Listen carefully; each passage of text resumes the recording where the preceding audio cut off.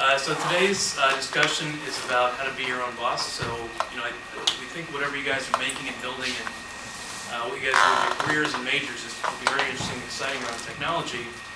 But as many of you and we've talked about, it's not just enough to know science and technology really well.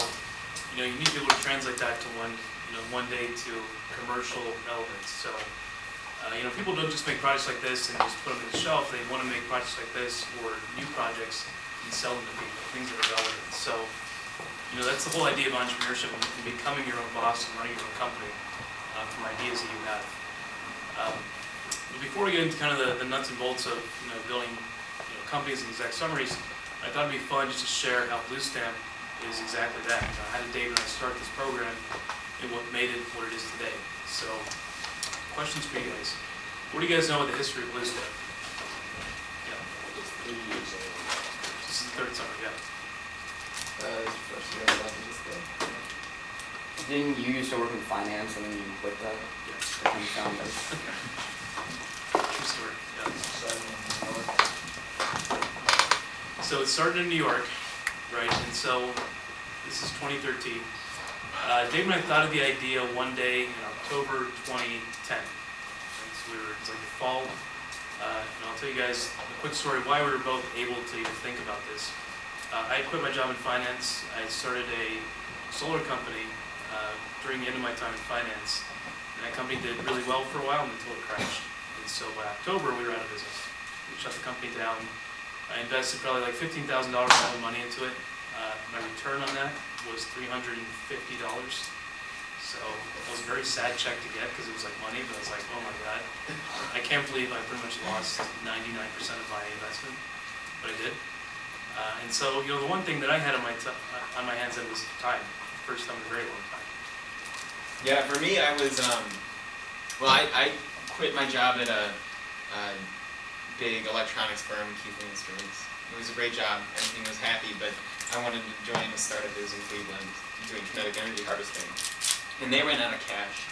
And so I thought, if you guys can't, I was dating my now wife who lived in Ithaca, and I was in Cleveland. I was like, if you guys can't pay my paycheck, I'm going to move to Ithaca and at least be with my wife and not making my girlfriend. So I did. I went to Ithaca, and I had already been doing a little bit of consulting on the side while I was working full time.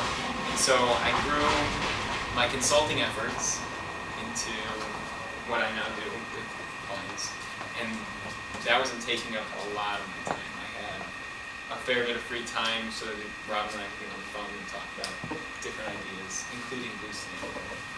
It was fun back then because when Dave and I would actually talk about what is now BlueStamp, it didn't have a name back then. I'd be like, Dave, so like when you're free, he's like, I'm pretty much free like all day, like 15 hours straight. It was a pretty good life. When I tell our staff from Cornell is there's a windsurfing club in Ithaca. It's $20 to use all their equipment the whole summer. So every day at about noon or 2 when the wind came up, I'd go windsurfing for a couple hours. It was pretty fun. I'd spend the evenings and the afternoons like windsurfing and cooking and trying to get clients and working on stuff as well. So it was a good time.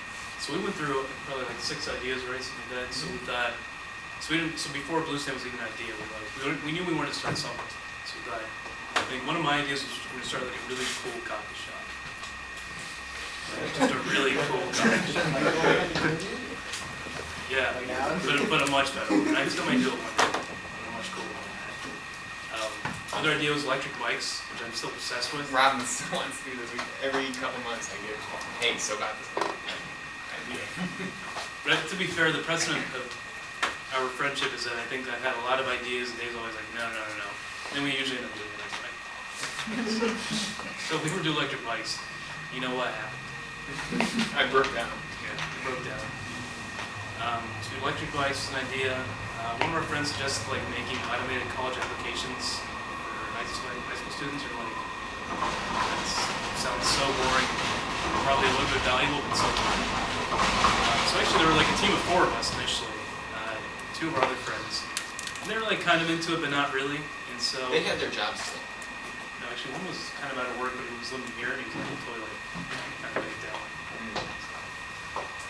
Yeah, they have jobs still. So we had like a team of 4, and then like, sometimes, a lot of times in startups, there's people really pushing the train, and there's kind of people who just kind of with you, and they're not really adding much value, putting enough work to make it. Maybe they still want to do it, that's fine. So it doesn't make them bad people. I think one day I went to visit Dave at a wedding that he was going to in Connecticut, and we just started talking, and Dave we were standing like on the railroad platform when I trained to go back. And Dave was like, I think we should teach like better engineering. Like none of these engineers actually know anything, and I think that we should do something that makes people actually do real engineering. And I was like, yeah, that sounds like a good idea. And so that's kind of how it all started. And then we kind of like started building it from there. So mid-October, we incorporated our company in January of 2011. We named it. Do you want to talk about the incorporation process? Yeah, so who knows how to incorporate a business? Yeah, kind of? Yeah, it's a business. Okay, maybe? LegalZoom.com. That's a good answer. So there's a play, you can go to LegalZoom.com, and for $100 you can register a Delaware corporation. Now, what they don't tell you is they charge you every year to be a registered agent in that state. So it costs you money every year to use their service. So what we did, I had already started a company in New York State for my consulting. In New York State, in order to start a company, which is one of the 2 hardest states to get a company started, the other hard state is California. But by hard, I mean it's 4 pieces of paper you have to file instead of 2. So starting a company is very easy. It's one of the reasons that this country is so, yeah, really. Other countries don't do that. I mean, it's really hard. You have to pay bribes. You have to do other bad things to get a company. But here it's really, you can fax a piece of paper in, 4 pieces of paper in that have basically your name, the address of your company, and what you're going to do. And what's funny is what you're going to do can be called out as any legal undertaking. Like that can be your business purpose. It's so easy to start one. You just fill it out. That's why LegalZoom can do it for $100 because that's what they do. They fill in a PDF for you and they send it in. So you send in those 4 pieces of paper with a check for, depending on which state you're in, anywhere from $100 to $500. The type of corporation you're doing. Anyways, it's super easy. And if any of you have any ideas or you're trying to get a corporation going, filling out those pieces of paper gets you a limited liability corporation. Who knows what that is? Yeah. Isn't it like a company where basically like the company's interests and decisions are separate from the individuals? Correct. So like if the company like does something really stupid, like the individuals can't be. Well, like in some, because like if the company goes bankrupt, like they can't take your money. Bingo.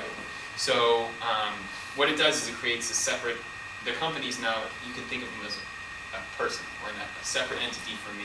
So the company makes a decision to take out a $100,000 loan from the bank, right? And let's say it goes under.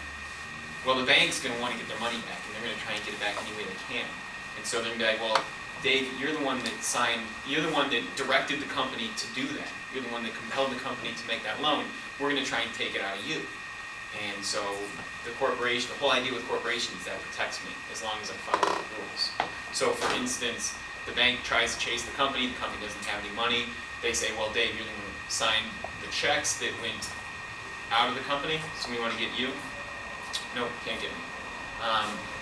And that's really what enables people to take the risks that they can. So it's something that you definitely want to set up.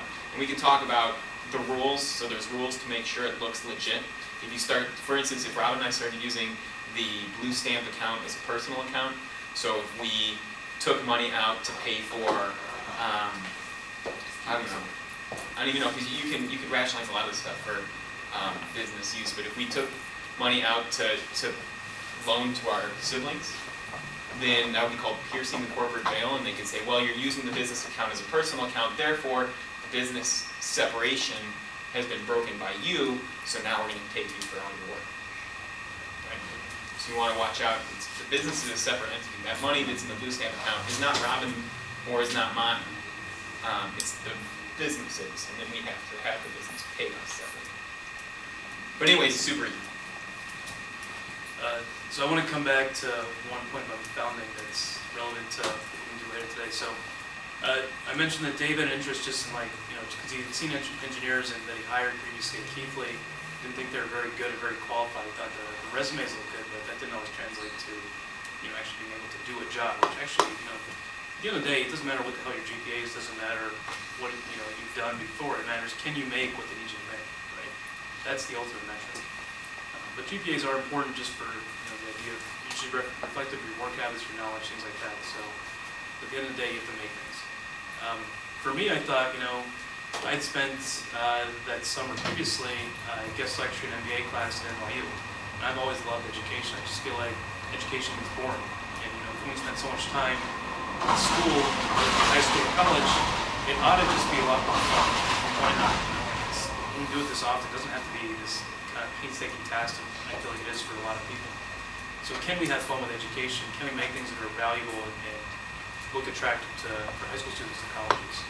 And so there's a lot of fire for me just to have fun with education and make it enjoyable for people.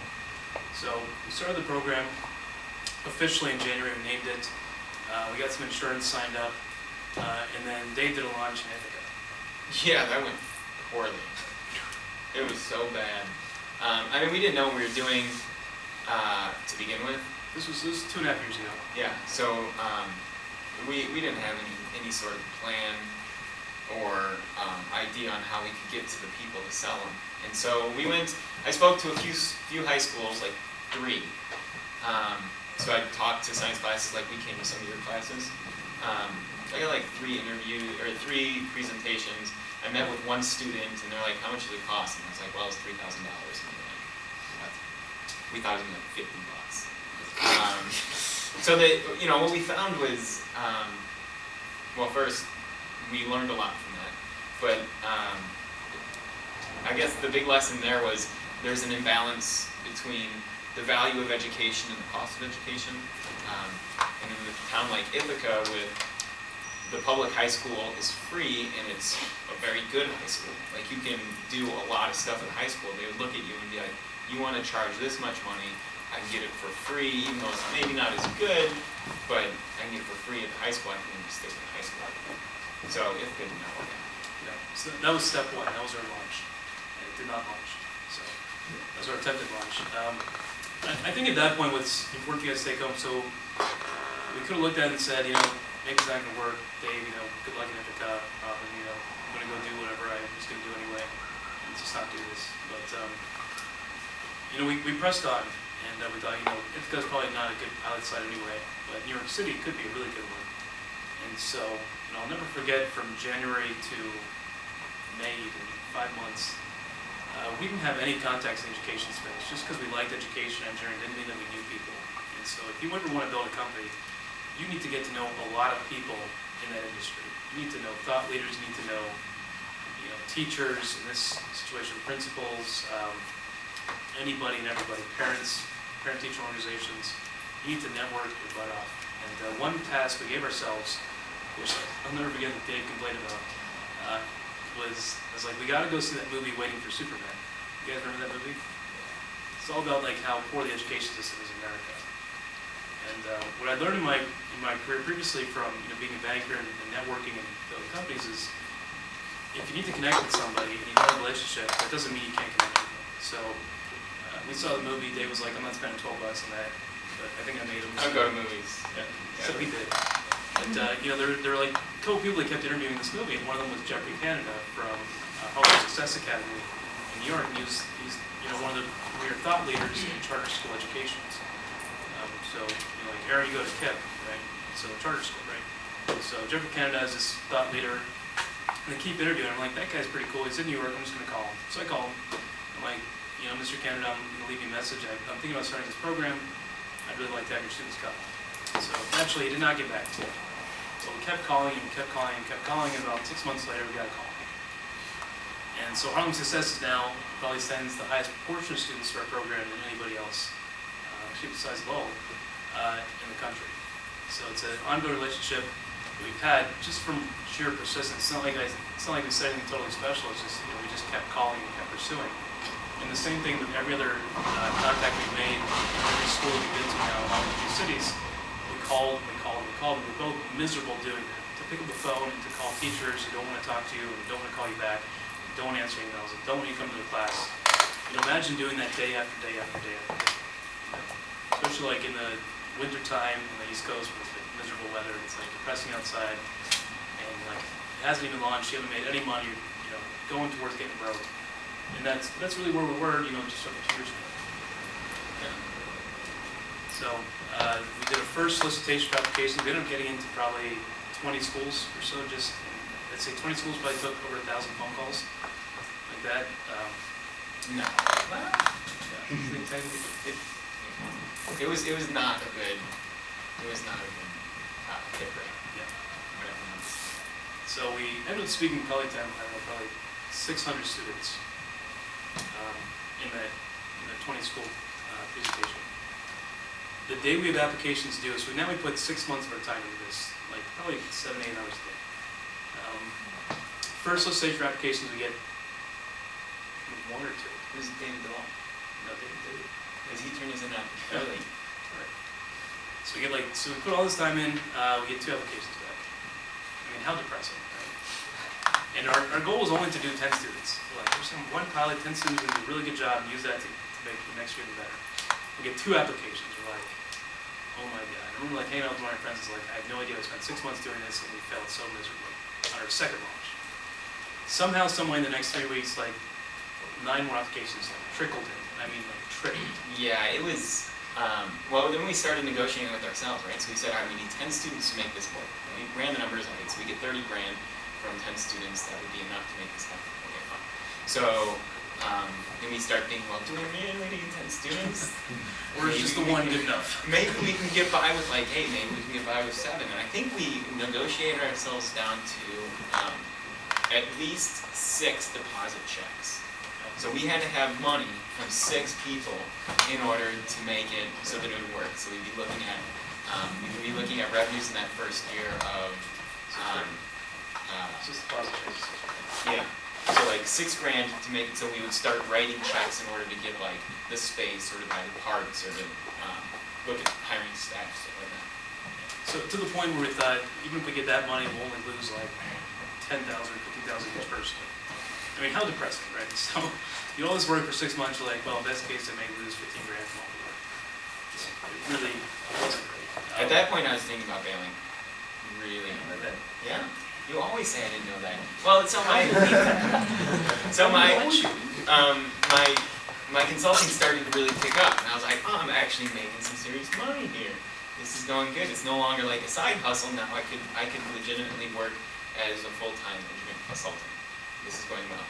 And then I look at the other business that I'm trying to start, and it's like, we got 2 students, and where should I be spending my time? No, but we stuck it out. So you have been those interesting. So actually at the same time, I was starting my now biotech company, and that was that launched very quickly. And as we'll talk about later, I got an investor commitment like within the first month, but it took them 9 months to actually fund the company. That was also pretty good. But now it's funded. It's okay for now. So Dave and I had work together and then our work on the side. So we're balancing a bunch of different stuff at one time. It was is this something we really want to do or should do, or can we actually make any money from this? But we got to 10 students somehow, and I kept doing presentations in New York. Got to 10, we launched, and I think we just had pretty good results with the students. They learned a lot of stuff. I remember sitting there. I think we were in Queens the first day of the program. Yeah. And we went it was 90 degrees out. It was humid New York, and I was took a train to Queens, and Dave had 4 of these boxes. And I was like, what the heck did we sign up for? We just got a bunch of checks from parents, and now we have to go teach these kids something that I had no idea. We really thought this through actually that we'd like to now to teach a program to these students. Yeah. So it's a good lesson for us to have was selling the program to that first class of students. So all of you, it was easier to sell because we can say go to our website, see what our previous students have done, and check out the projects that we like to complete. It's an impressive spread. That's part of why we like to have you guys publish your work, is so that not only you can use it to sell yourself, but we can use it to sell the program. So it's easy now, but we were totally making everything up, just we'd be in we'd be in presentation, and Ron would say something and be like, oh boy, you didn't talk about that. So, we kind of put it together. Because I remember the entrepreneurship, we didn't even talk about. Robin started giving a presentation. I was like, oh, yeah, I don't know. Good thing Robin's doing. No, so we came together. We had good results for 10 students in 6 weeks. Low-income students, all races, all genders. And they all came together very nicely. So we thought, we had that. We had 2 staff members. They've never been publicly disclosed. So one was amazing, one was like horrible. So Dave and I really learned a lot about like hiring and managing staff, especially when they don't perform expectations. How do you keep them like engaged and like being productive for you, and how do you deal with the fallout afterwards? And so I think that's when you are your own boss one day. It's a major thing to take into account. Is you got to hire people to do certain work for you, and they may not perform the way you want them to. It may not be that that they're not, they may be perfectly fine people, just may not be the right fit. You realize after some time. So Yeah. that was a huge lesson learned. But year 1 went okay. Year 2 we moved into, we decided we'll do Houston as well, because my biotech startup was in Houston, so I was there all the time. I was like, might as well, do another one. Let's double New York. Double New York. Let's double New York, start Houston, and we were now like full of this confidence we could just do it anywhere because we've done it once and been through the worst part of it. So I think it's really easy to give up in the beginning when it's not going well, because like Lila was saying on Wednesday, you just hear a lot of rejection. It's like no. But once you actually decide you're gonna get past that and you actually have success, it's like you go back to people that didn't believe in you before and you're like, what do you think about me now? Tell me no, and here it is. It totally worked. You said it would. Yeah, that's also helped by the fact that it worked. So it could have totally not worked, right? So if none of our students finished their projects, it would have been like, well, that didn't work. Time to go back to consulting. And the projects that we had the first year were very different from the ones we have now. Like these have all been worked on. Like there's probably only a third of the projects that are in the project book now were in the original project book. So we've taken out 2/3 of what we offered because we found that maybe it didn't work or needed to be tweaked or whatever. It's much easier for you guys to finish these projects. The students that we had the first year, there were some challenging projects. So I was there. Rob and I were both there every day for the first program, and I looked at some of these engineering challenges. Like, man, I don't even know. I've been doing engineering for years, and I can't solve this problem. So I think sometimes you just get lucky, right? So we were unlucky for 6 months launching, and I think we had some students who were doggedly determined to finish their projects. They were fully defined projects. But like one kid, Kadeem, like he sat up all night, like all weekend actually between sheets. Exactly on this day, it was the end of the 5th week and towards the 6th week. Probably that parents' night on the Tuesday coming up, and he didn't want to have like half the project for parents' night. yeah, we're gonna put them into a pivot. So we're gonna say, well, this isn't working. You've been working on it for 5 weeks. It's time to change the project so you can have something that works again. And so he was like, give me till Monday. That's what he said. He said, give me till Monday. I need soldering iron and a DMM in my project. And you take those home, work on like 1 a.m. on Sunday, 2 a.m. on Sunday. There's a time-stamped email from him with like, here's my video. It's like, what you do? I think the biggest you want to hear for Justin's talk, but it's introductions, it's networking. So a lot of things I do in the evenings are going to events where I know investors or people in the business will be. And so I go meet them, I talk to them. My approach is to never ask people for anything until I've given them something from me. So if I meet someone at a networking event and they're working on a submarine company, I'll say, I know 2 people, one who might want to work for you, second who I know invests in what you're making. I'm going to introduce you to them. I'm going to help you get your foot in the door with somebody else. And I just let that go. And when they come back to me, they go, Robin, thanks, that's really a nice introduction. I had a productive conversation with one of them. The other one didn't really pan out, but I appreciate you doing that for me. And usually 99% of the time they come back with, is there anything I can do to help you?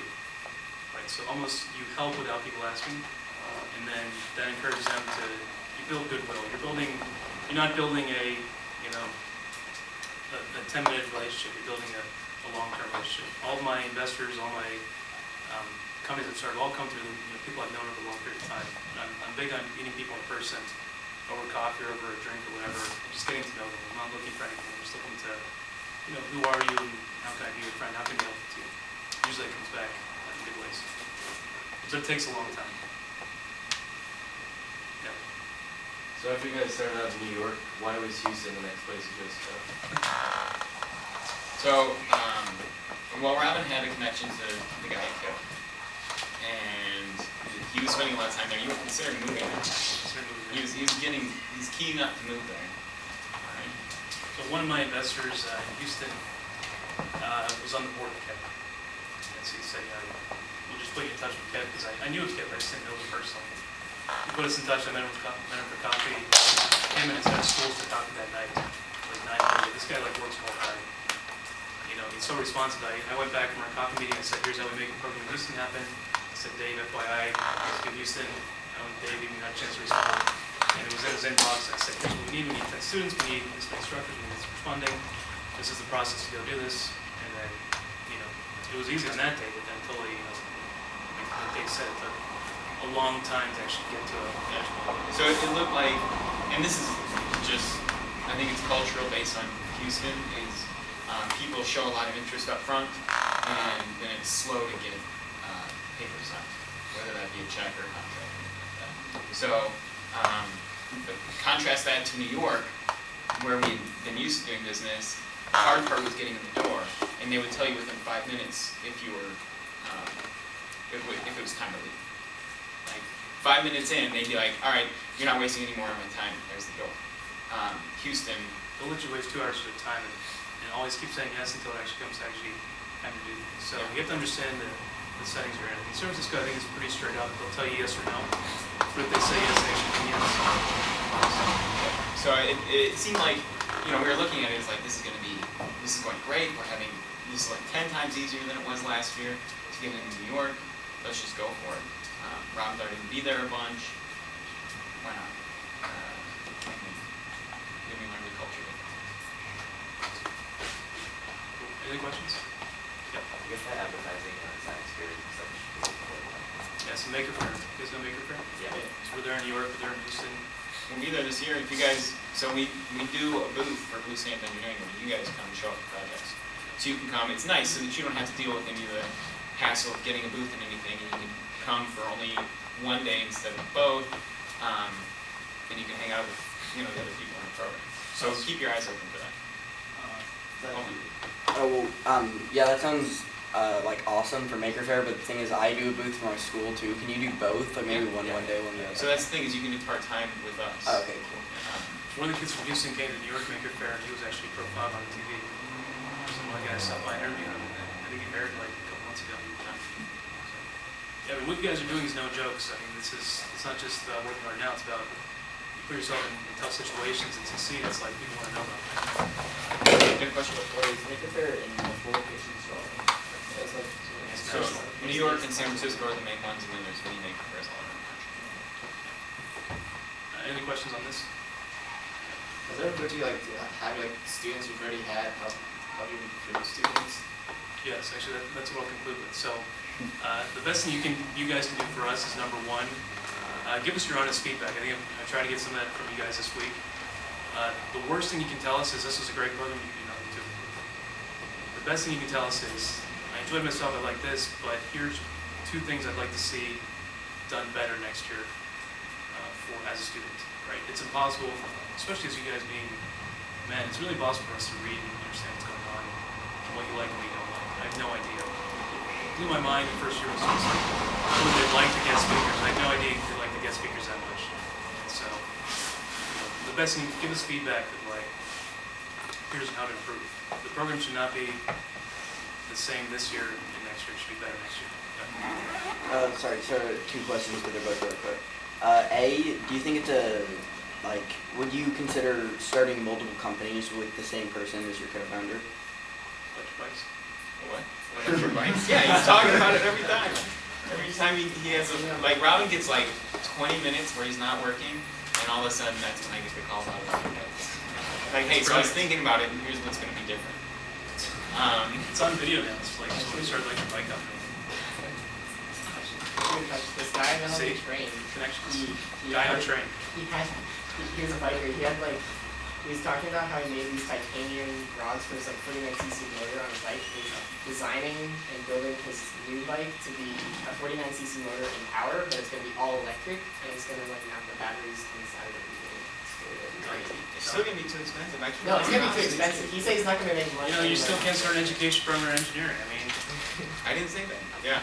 And like last question. So, how do you think it's like I mean, is your guys' friendship like different now in terms of like what you do? I mean, like when you guys see each other, you're like friends. Yeah. Is most of what you talk about now about this, or do you still like Yeah. sort of outside? Definitely. it's And- evolved. Yeah, but it's definitely different. We're definitely business partners a higher percent of the time than we are friends. That's just the reality of it. It's, you know, we talk, like you said, when we get together, 80% of what we spend our time together doing is this. And the other 20% we're on a boat or doing something on bikes, whatever. Anyways, We've got a lot of fun this week. yeah, it's been a good week. Here too. But it's definitely different. But you also have to consider what the alternative would be. So Rob and I live in different cities, and neither of us are particularly good at keeping track of our friends that are in other cities. So if we weren't doing this, we probably would hang out one day a year when one of our friends is getting married. So Dave's now my work wife. yeah, as is Robin. So it's like, you know, the percentage is different, but I can guarantee we spend more time hanging out now as friends than we would if we went to a company. Also, so when Dave got married, like I thought he was like an intelligent guy before. Like he got married with that ring on his finger. I was like, now he tells you something like, wow, he's like totally right about stuff. Like I have like a whole greater appreciation for the things he says. Like some woman got into him. Yeah, not spending time also, you know, saving time on not chasing women frees up a lot of mind. So That's a good way to end. yeah, we'll leave it there. Plus, you guys have to have your meetings today. So I don't think we should do this meeting on it. Email. So we only have an hour. That's what. Okay, yeah, we'll do it Monday. Good questions though. Thanks, guys. That was great. It's amazing. Like, at that point, like you look at yourself like, we've actually created something here. Because we have a student who's from Harlem. No one in his family has ever gone to college. He'll be the first. Like, you know, now he built a wireless audio transformer by himself with very little documentation. Sometimes you just get lucky with the right people. You know, he's been through a lot of crap before, but now he's starting to get lucky. So that was kind of how it went. You know, and then year two I think was a lot smoother. We kind of figured out how do we teach. We hired a bunch more staff. We went from 2 staff I think to like 9 or 10 staff members. You know, year two was pretty smooth. We had great results again with students, but it's not like every student has great results. I think sort of just goes so far. I haven't seen any bad results, but some students have amazing results. There are students who have had, you know, I'd say okay results just because they realize they're not into it or whatever, and there's no way to really correct for that in the beginning when you interview someone. You don't really know how they perform. So it went pretty well. You know, I think starting to get validation. You know, we got the Liberty Treehouse cable TV interview request earlier this year. We got a TED Talk offer like last year. It's like, you know, it's amazing to see like when you push through that hard point, like what can actually happen with your passion and where it can actually go. And year three has been like overwhelming for both of us to set up and just a total time drain. And, you know, but now when we see the results, it's like, you know, now we know what I spent January to June, you know, working as hard as we could every day to present to students, interview students, meet parents, all the places we've gone, you know, in the last 6 months. And so just, you know, your work and your working projects are an incredible validation to us that this is something that's valuable. And it seems like you guys are enjoying yourselves too. So you also have to consider, like, it's no longer all fun and games. Like when we started, it was like, well, I'm windsurfing like 2 hours a day. I guess I can start a company for another 2 hours a day. But now it's like, now I've got these clients and that business is taking off. Robin's business is more serious now than it was when we joined it. And then this is getting more intense. So it's something we didn't anticipate. We thought it'd be, you know, let's just do it again. It'll be easier this year, right? It'll be less time because we've already done it once. But that didn't really pan out. The growth takes a lot. So like we have 60 students this summer where we have 30 last year. And driving that kind of growth is a big time thing. So, we're still good friends, but we have our moments. It's not always fun and games. Yeah, exactly. It's very different now than it was when we were starting. So we've got through it. So yeah, that's the BlueStamp story. That's one relevant story of entrepreneurship. Do you guys have any questions about that? Well, how many people did you have to interview For for staff or for students? for students? Probably, usually, I think roughly this year about 2x the actual attendees. So I'd say 40-ish. When you guys filled out the application, we like to make it so the application we can tell pretty quickly if somebody's serious. So not all students get interviewed. But I probably spent, I think, on the interviews between 30 minutes to an hour with each of you. So imagine it's 40 hours. That's not a trivial amount. And also just coordinating. Honestly, like at this point, Dave and I can both use this. We spend a ton of time coordinating our own schedules. Like, can we do a call with a parent now or an interview now? And it's like, it's just nice to have someone like just put it on the calendar and coordinate the stuff. I think we both waste precious brain power on like scheduling. It's just not how we should be doing. So, Are you guys gonna open a new BlueStamp somewhere? Like after? We haven't talked about it. Every year when it's at the worst in like late May, right? When everything's coming together and the time is getting way too much than what either of us have to do, we always say, all right, let's get to August. Because August is when the program's done and we can reassess. And so every year in August we reassess, we talk about like, how to go, what do we want to do, what do we want to change, do we want to grow more, do we want to change approach, and so we'll have that conversation in August. After vacation. I think personality-wise, Dave is very focused on like how can we take what we have now and make it more efficient. Whereas I'm more like, let's just do everything. Let's do more cities. We'll just get more students. We'll just handle it. We'll figure out a way. So Dave's like very organized about like thinking about, well, I think if this happens, then we should plan for it this way. Whereas I'm like, yeah, whatever. Just try it. Just whatever sticks. So, none of those personalities are. I think if we were both the same way, I think it'd be a poor match.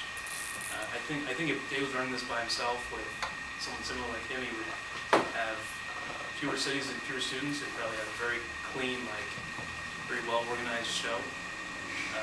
Whereas I think if it was just me, there'd be a ton of students, a ton of cities, and it'd be total chaos. So, the revenue and the students is necessary, but then the organization is only necessary. So, if you guys ever find, you guys will need a co-founder when you start up. Make sure the co-founder is not just someone you can get along with and hang out with and have fun, but make sure your skills are complementary. With the same skills, there's overlap. And so, like I said, there's been a bunch of ideas I've had that Dave's like, no. Robin wants to run one of these in that. Oh yeah, I still wouldn't do that. Robin. You can't do this in Africa. Yeah, and The plane flight alone. Yeah. Shipping stuff over there, because like I'll take it with me. freight containers, they take like 9 months just to get everything. That's what I'm talking about. It's great. Yeah, but see, the way my mind works is like, I see the end goal and like, I want to do that, so I just start doing that. I never think like, well, I need to do X, Y, and Z, and these 14 things first. I just kind of like, I just start walking. That's always been my mentality. It's not perfect. There's ups and downs, all that. So, to find something complementary to you, I think it's important. So, yeah. Alright, so where'd you come up with the name? No, we realized we needed a name instead of just calling it the program. So it's a program to have negative connotations. Yeah. And we still refer to it as a program. But it needed a name, so and you got to put something on the piece of paper going to the state to register your company. So there's a spreadsheet like probably 100 names long or something, or 100 words long. It's not even names; it's 100 words. And then Ron was like, well, I like the color blue, and I like the idea of a stamp of approval, so how about BlueStamp? And I was like, okay. I didn't really care at all about the name. So part of it was branding. We didn't just have a vision of like, we're going to have 10 students forever, like 10 years. Like this should be, now colleges now know us. Sometimes we get emails from college admission counselors and like, we love your students. Like, we want your students to apply to our school because it seems they can do. And so part of that is branding. So now you guys will have the BlueStamp brand associated with you, right? Like Dave said, I was going through like a blue phase. So I started my biotech company at the same time. And I tried to call that one Blue Diagnostics. I don't know why. I want everything to be blue, I don't know. And so, it's not called Blue Diagnostics, got shut down by the investors and everybody else. So, but this one, there's only one person who should be down, he did. And I don't even care. But I think most importantly, I think technology can be very intimidating to a lot of people in high school, especially. Even to me right now, there's parts that are very scary. And so, we saw programs like ID Tech X or kind of these techie names, and that just sounds like, if I was 16 years old and I didn't know anything about engineering and technology, why would I ever want to go get into ID Tech X? It just sounds like it's nebulous, not fun place to be. So you can just kind of loosen the name a bit and just make it a little more casual. It's less intimidating to people. So when it's not the summer and there's not any programs going on, what do you have to do during the year to run the company?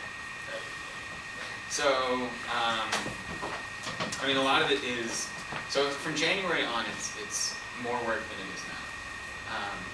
And so finding the students is the biggest challenge.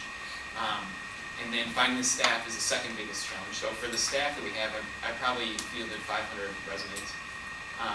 And the interview that we put all the staff through, how long did it take me to give you guys a technical interview?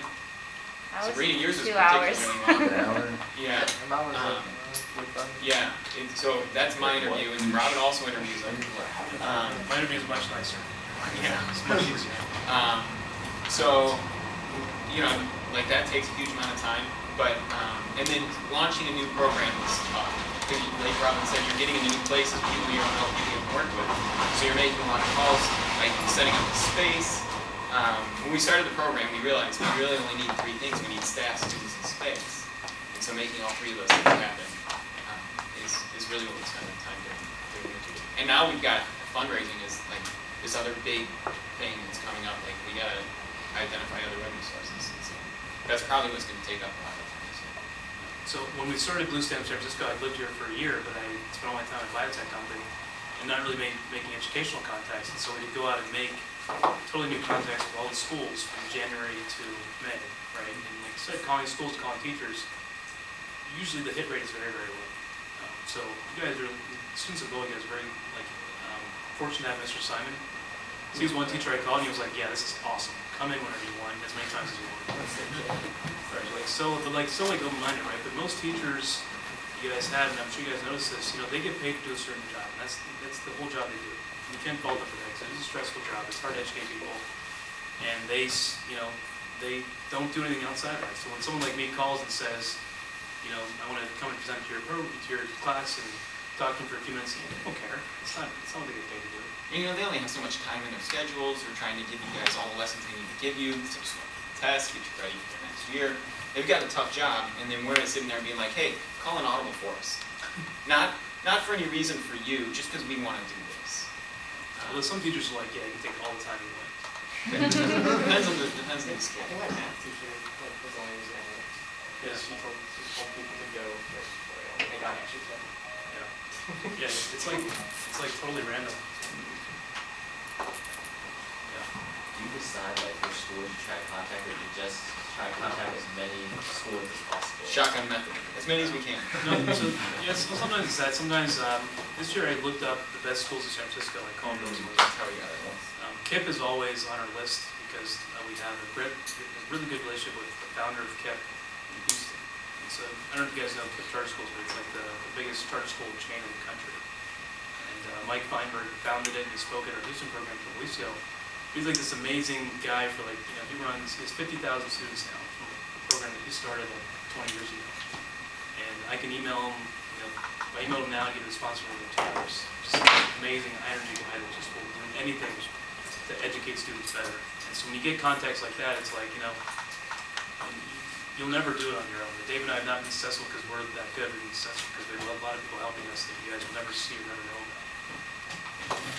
Yes, starting the new city is really hard, and the technical interviews I think are tough. And then even getting really good staff is tough. So with Sabrina, she was kind of she had another internship offer somewhere, and we basically had to send her a lot of sweet pie and things like that to get on board. What was it that finally clinched?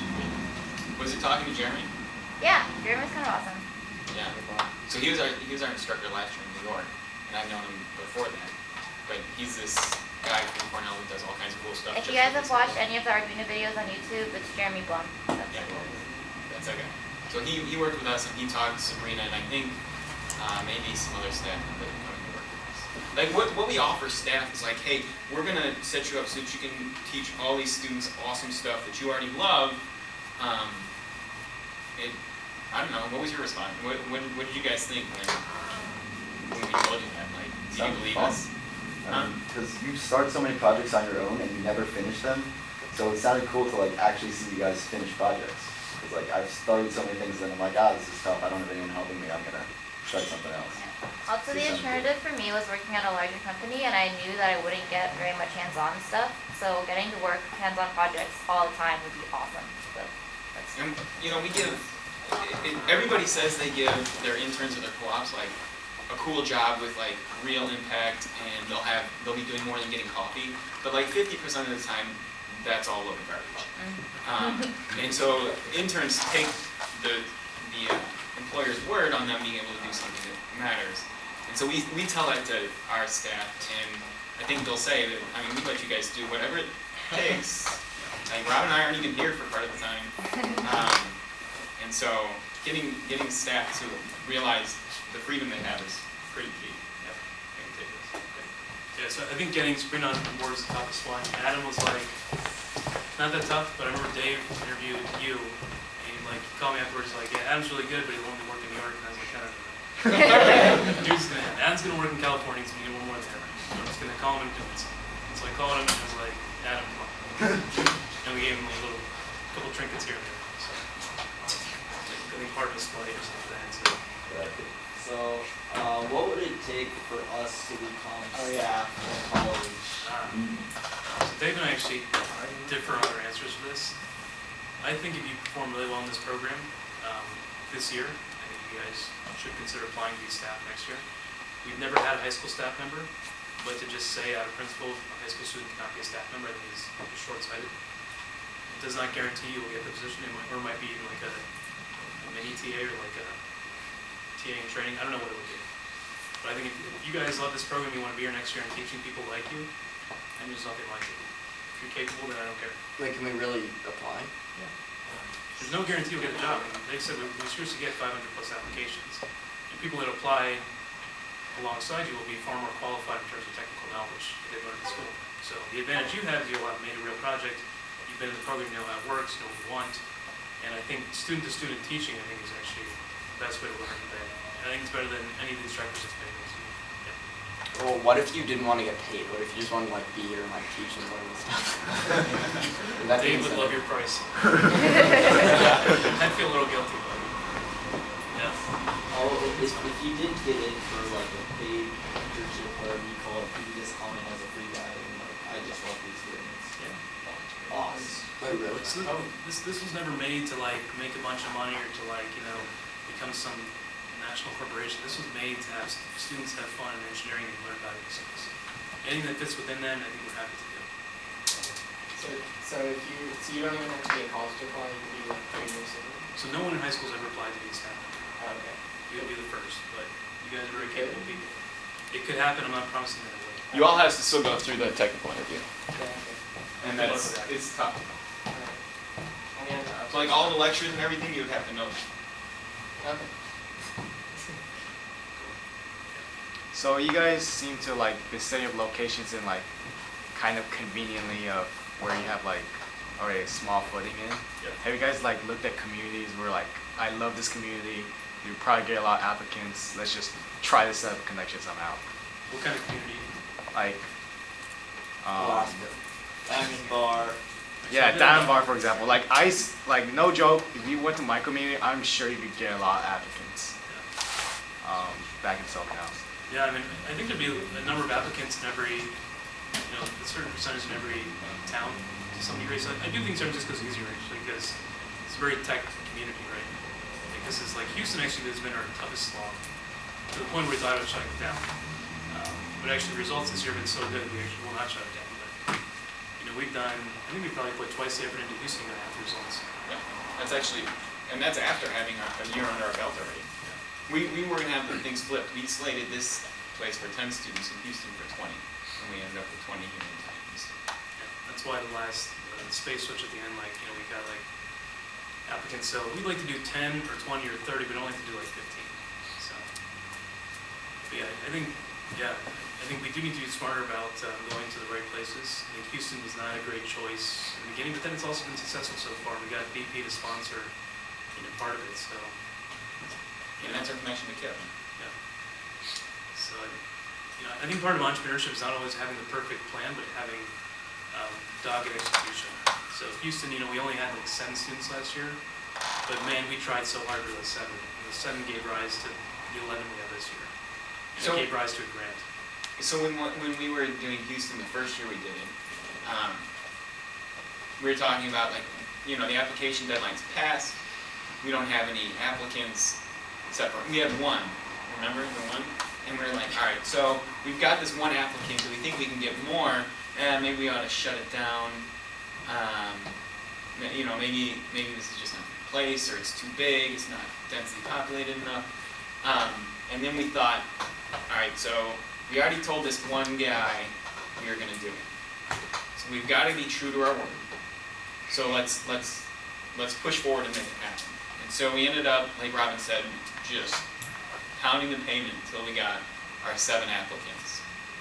But it turned out that first guy that so we were ready to walk, right? But we got to keep our word with this one guy. So. Did we take their money? So. Yeah, so we had received their deposit. So we felt like if we told them a month or 2 before summer started, sorry, we're not doing this, then they wouldn't be able to get a spot in another program, and then it would be summer, blah, blah, blah, blah. Anyways, after we got the 7 students, that one guy bailed. I never met him, not once. It was a girl, actually. Or a girl, yeah. So, Which proves you never met him. but it was, I don't know, Yeah. kind of ridiculous. So, you know, a lot of this journey just, it's something scientific, something like we have great brain power, just about like persistence and just staying after it. You know, part of what I feel on a daily basis is days my friend I will let him down. So I think if I go back to him like, yeah, I didn't do these 14 days I was supposed to do, I'm like, well, not only did I not do it, but now I'm also a crappy friend. So, you know, your co-founder one day is like, I think the most important person to choose because it's got to be someone you feel responsible to, get along with, compliments you. It's not a trivial moment at all. And I think you know, there's actually like founder dating in San Francisco where you go out in a room and find someone you start a company with. And I've started companies, you know, I've done 5 startups now. I've started companies with a lot of wrong people just because I was, you know, so bullish on wanting to build a company. Like, just do it. Who cares if I like it or not? Just do it. So, you know, lessons learned. Yeah. This might sound like sort of a dumb question, but like when you look at these like crazy companies that are like around now, like Genentech or SpaceX or anything like that, like how much fundraising is required to make a company like of that caliber? Like I'm just wondering, I mean, because I'm assuming a bank won't loan you like $1 million when you're like, I want to launch people into space privately. Like, Yeah. Why won't a bank loan you that kind of money? probably because you don't have any You will not get collateral. that. The only way you can get a bank loan to start a company is you put your house up as collateral. So the bank wants something to take if it fails. That's what they're looking for. So one way Buy that a crappy house. Yeah. But yeah, so you're not going to get $1 million loan for a $200,000 house. You're going to get a $100,000 loan for a $200,000 house. And so I've known people that have done that. They've taken out second mortgages on their house, or they've put up their house as collateral, knowing that if the company fails, they're going to have to go back to living in an apartment. All the equity they've built in their house is now gone. So the bank always gets its money. So just as an example of fundraising, I just closed a financing round for my startup like 6 weeks ago. And the lead investor, so I needed 2 investors, and I needed like the previous investor just to re-up for a little bit.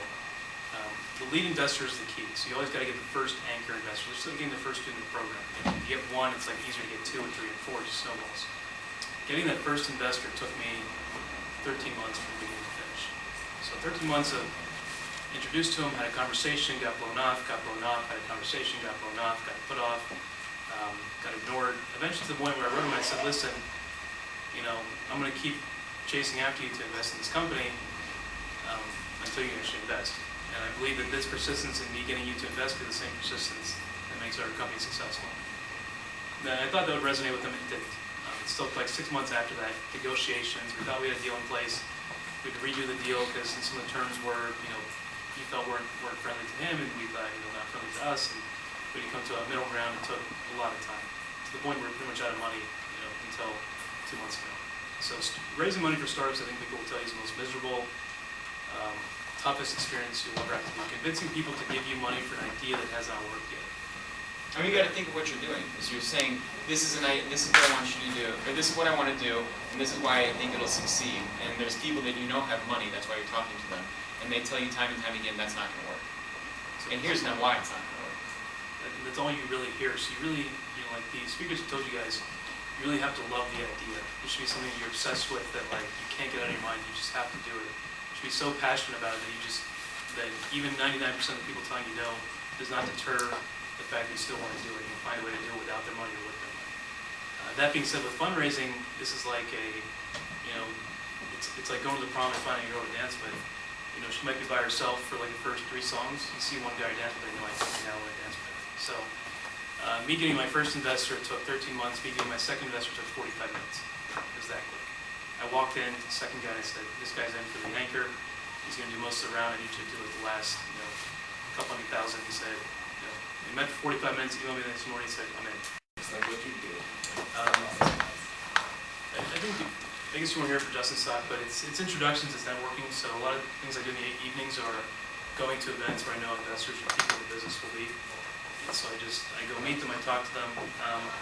My approach is to never ask people for anything until I've given them something from me. So if I meet someone at a networking event and they're working on a submarine company, I'll say, I know 2 people, one who might want to work for you, second who I know invests in what you're making. I'm going to introduce you to them. I'm going to help you get your foot in the door with somebody else. And I just let that go.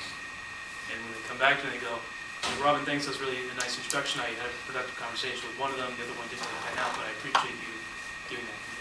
And usually 99% of the time they come back with, is there anything I can do to help you? Right? So almost you help without people asking. And then that encourages them to, you build goodwill. You're not building a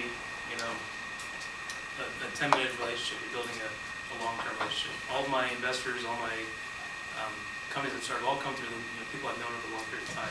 And I'm big on meeting people in person, over coffee or over a drink or whatever, just getting to know them. I'm not looking for anything. I'm just looking to, who are you and how can I be your friend? How can I help you? Usually it comes back in good ways. So it takes a long time. Yeah. So after you guys started out in New York, why was Houston the next place you guys go? So, Robin had a connection to the guy at Kill, and he was spending a lot of time there. You were considering moving there. He's keen enough to move there. Right. So one of my investors in Houston was on the board of Kip. And so he said, we'll just put you in touch with Kip, because I knew of Kip, I just didn't know him personally. He put us in touch. I met him for coffee. Came in and said schools to coffee that night, like 9:30. This guy works full time. He's so responsive. I went back from our coffee meeting. I said, here's how we make a program in Houston happen. I said, Dave, FYI, let's do Houston. I went to Dave, even got a chance to respond. And it was in his inbox. I said, here's what we need. We need 10 students. We need this many instructors. We need this much funding. This is the process to go do this. And then, it was easy on that day, but then totally, like Dave said, it took a long time to actually get to a finish line. So it looked like, and this is just, I think it's cultural based on Houston, is people show a lot of interest up front, and then it's slow to get paper signed, whether that be a check or a contract or anything like that. So contrast that to New York, where we've been used to doing business. The hard part was getting in the door, and they would tell you within 5 minutes if you were, if it was time to leave. Like 5 minutes in, they'd be like, all right, you're not wasting any more of my time, there's the door. Houston. They'll let you waste 2 hours at a time and always keep saying yes until it actually comes to time to do things. So you have to understand the settings you're in. In San Francisco, I think it's pretty straight up. They'll tell you yes or no. But if they say yes, they actually mean yes. So it seemed like, we were looking at it as like, this is going great. This is like 10 times easier than it was last year to get into New York. Let's just go for it. Robin's already going to be there a bunch. Why not? culture differently. Any questions? Yeah. I guess that advertising and design experience and stuff should be important. Yeah, so Maker Fair. You guys know Maker Fair? Yeah. So we're there in New York, we're there in Houston. We'll be there this year if you guys, so we do a booth for BlueStamp Engineering when you guys come and show off the projects. So you can come, it's nice so that you don't have to deal with any of the hassle of getting a booth and anything, and you can come for only one day instead of both, and you can hang out with, the other people in the program. So keep your eyes open for that. Oh, well, yeah, that sounds like awesome for Maker Faire, but the thing is, I do a booth for my school too. Can you do both? Like maybe one day, one the other? So that's the thing is you can do part-time with us. Oh, okay, cool. One of the kids from Houston came to the New York Maker Fair, and he was actually profiled on TV. Some of my guys stopped by and interviewed him, and I think he married like a couple months ago. Yeah, I mean, what you guys are doing is no jokes. I mean, it's not just working hard now, it's about you put yourself in tough situations and succeed. It's like people want to know about that. Good question. Or is Maker Faire in multiple locations, so that's like. So New York and San Francisco are the main ones, and then there's mini Maker Fairs all around the country. Any questions on this? Has it ever occurred to you, like, to have, like, students you've already had help you recruit students? Yes, actually, that's what I'll conclude with. So, the best thing you guys can do for us is number one, give us your honest feedback. I think I tried to get some of that from you guys this week. The worst thing you can tell us is this was a great program, you can do nothing to improve it. The best thing you can tell us is, I enjoyed myself, I like this, but here's 2 things I'd like to see done better next year as a student, right? It's impossible, especially as you guys being men, it's really impossible for us to read and understand what's going on, and what you like and what you don't like. I have no idea. It blew my mind the first year was just like, oh, they'd like to get speakers. I have no idea they like to get speakers that much. And so, the best thing, give us feedback that like, here's how to improve. The program should not be the same this year and next year. It should be better next year. Yeah. Sorry, so 2 questions, but they're both really quick. A, do you think it's would you consider starting multiple companies with the same person as your co-founder? Electric bikes. What? Electric bikes? Yeah, he's talking about it every time. Every time he has like Robin gets like 20 minutes where he's not working, and all of a sudden that's when I get the call about electric bikes. Like, hey, so I was thinking about it, and here's what's going to be different. It's on video now. It's like we started electric bike company. This guy I know on See? the train, Connections. he Guy on had, train. he was a biker, he was talking about how he made these titanium rods for his like 49cc motor on his bike, and he's designing and building his new bike to be a 49cc motor in power, but it's going to be all electric, and it's going to like mount the batteries inside of it. It's still going to be too expensive. Actually, No, it's going to be too expensive. He says he's not going to make money. You still can't start an education program in engineering. I mean, I didn't say that. Yeah. And last question. So, how do you think it's like? I mean, is your guys' friendship like different now in terms of like what you do? I mean, like when you guys see each other, you're like friends. Yeah. Is most of what you talk about now about this, or do you still like? Yeah. Sort of outside? Definitely. it's evolved. Yeah, but it's definitely different. We're definitely business partners a higher percent of the time than we are friends. That's just the reality of it. It's, we talk, like you said, when we get together, 80% of what we spend our time together doing is this, and the other 20% we're on a boat or doing something on bikes. But anyways, we got a lot of fun this week. yeah, it's been a good week. Here too. But it's definitely different. But you also have to consider what the alternative would be. So Rob and I live in different cities, and neither of us are particularly good at keeping track of our friends that are in other cities. So if we weren't doing this, we probably would hang out one day a year when one of our friends is getting married. So Dave's now my work wife. yeah, as is Robin. So it's like the percentage is different, but I can guarantee we spend more time hanging out now as friends than we would if we went to the company. Also, so when Dave got married, like I thought he was like an intelligent guy before. Like he got married with that ring on his finger. I was like, now he tells you something like, wow, he's like totally right about stuff. Like, I have like a whole greater appreciation for the things he says. Like some woman that I told. Yeah, not spending time also, saving time on not chasing women frees up a lot of mind time. So. That's a good way to end. Yeah, we'll leave it there. Plus, you guys have to have your meetings today. So I don't think we should do this meeting on it. Email. Email that. So we only have an hour, that's all. Okay, yeah, we'll do Monday. Any questions? Thanks, guys, that was great.